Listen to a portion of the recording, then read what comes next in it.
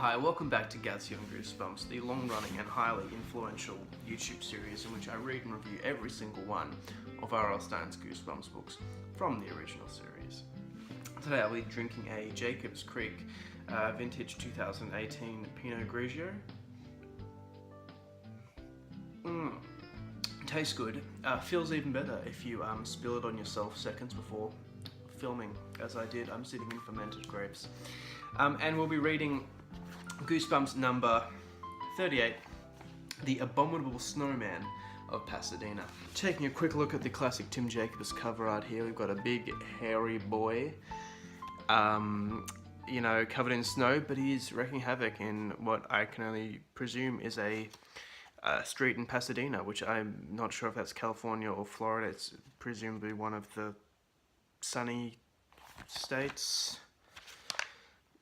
It's not on the first page. It is on the first page. Pasadena, California. There we go.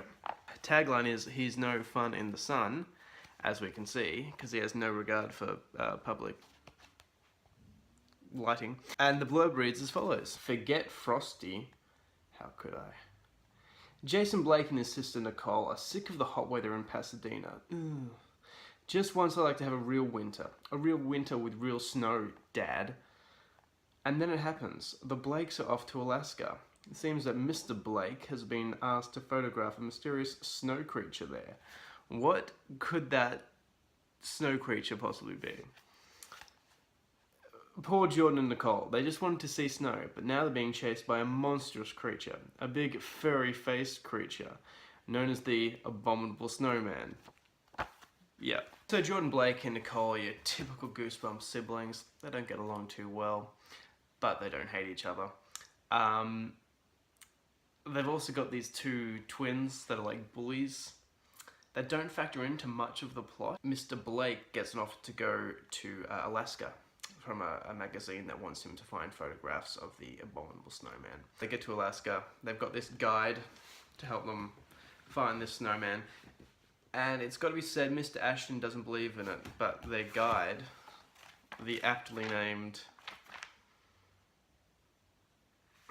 Arthur, he certainly does, and he sort of doesn't like these kids coming along and not really taking it seriously. He's like, you know, a friend of mine got taken by this Abominable Snowman. They're like, haha, yeah, just show us around, you bearded, ugly bastard. Anyway, they're wandering through the snow, trying to look for something. The dogs that are carrying their sleds get really scared at one point, and Arthur's like, oh, I'll tell you, they see something, those dogs. And they're like, shut up, Arthur, just take us to the cabin. Anyway, one night Arthur gets freaked out and like the dogs are barking. Mr. Ashton goes out to investigate, and then the twins go out to investigate and they find Arthur running away with all the dogs and all the supplies, and they chase after him, and then they get lost in the snow, and then they call out for help, and that causes an avalanche, and they're stuck in a cabin, and who should appear but the Abominable Snowman. But he's not that big, he's about the size of them. The cover art is misleading. It shows him sort of really big, but he's actually quite small, which I think just factors into a later plot point. But he's trapped in this big block of ice. That's weird, isn't it? Not really. He breaks free, and one of the dogs, he's about to like drag them into his abominable home, except one of the dogs outside barks, and he lets go and they escape. They find their dad, and he comes back and he's like taking all these photos of the Abominable Snowman, and then he gets the brilliant idea of like, hey, I'm going to single-handedly bring this thing back to mainland United States. How am I going to do that? I'm just going to stuff it in a big trunk. Apparently you can do that with Abominable Snowmen.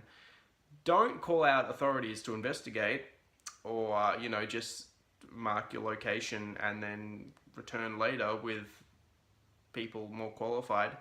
You, a photographer, just stuff this big frozen block of ice containing a, at this point, unknown biological species into a trunk and just bring it home in a helicopter.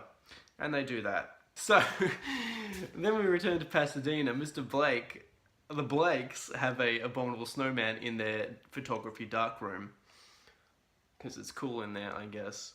Oh, also, Jordan's snuck some snowballs into the case because he's like, hey, that'll be fun. I'm sure that's not gonna come up later on though. I guess Mr. Ashton's like out hustling, trying to get like the authorities to come and like check out this species I've got in my backyard. The siblings like to their friend Lauren, hey, we've really, look what we found, we've got to see this. Jordan picks up one of the snowballs and throws it at a tree. And like the whole tree becomes frozen. It's like a magic snowball. That's weird. And then someone throws another one and hits Nicole, and Nicole is frozen solid. They try and thaw her out in the hot Pasadena heat. Nothing's working. And then I guess they deduce that, hey, maybe the snowman's the only one who can do it. So with Nicole frozen, they managed to lure the snowman out with trail mix, because he liked trail mix earlier in the book. And then like he hugs the frozen block of his sister, and apparently his fur is the only thing that can like melt the ice. So Nicole's free, and then the Abominable Snowman just storms off.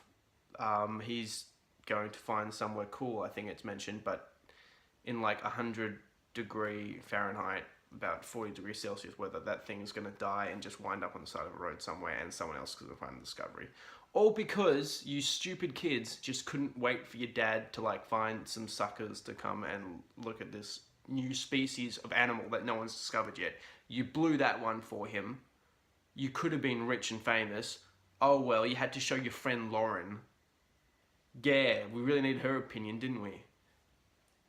But it's not all bad news, because they've still got the photos that the dad took of the Abominable Snowman. Oh wait, no they don't. They look at the photos and it just shows snow. It doesn't show the Abominable Snowman. That doesn't make sense. If it's a vampire who has, according to some interpretations, made a pact with the devil, you know, that his evil can't be contained in an image or like in a reflection. Okay, fair enough. But there's nothing mystical about this Abominable Snowman. It's a purely scientific creature. So it doesn't make sense that it would camouflage. None of it makes sense. It's a story for children. Don't stress too much, Alex. Anyway, so they don't have the photographs either. You fucked that one up as well, kids. And then it ends with like the twins coming back, and one of the twins throws a snowball at the other twin, meaning they're going to be frozen solid. And then, of course, the snowman's not around anymore to help them thaw out. So it's a positive ending, because these bully twins, one of them gets frozen, but presumably that's forever, and they will like, I don't know, die. Sort of an adventure story, bit Indiana Jones-esque. You know, the nothing particularly evil about the Abominable Snowman. He's not abominable. He's not that abominable. He's just like a creature. He's not that exotic. He's like sort of like this gorilla, essentially, this ice gorilla, if you will. That's probably like a really good way to describe him.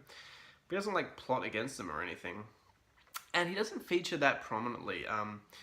You know, a lot of the tension comes between, you know, Ashton. Oh, fuck. Have I been saying Ashton this whole time instead of Blake because of the porn star Ashton Blake? It's fucking embarrassing. Oh, fuck, I'm not refilming. Don't do porn. Or wine.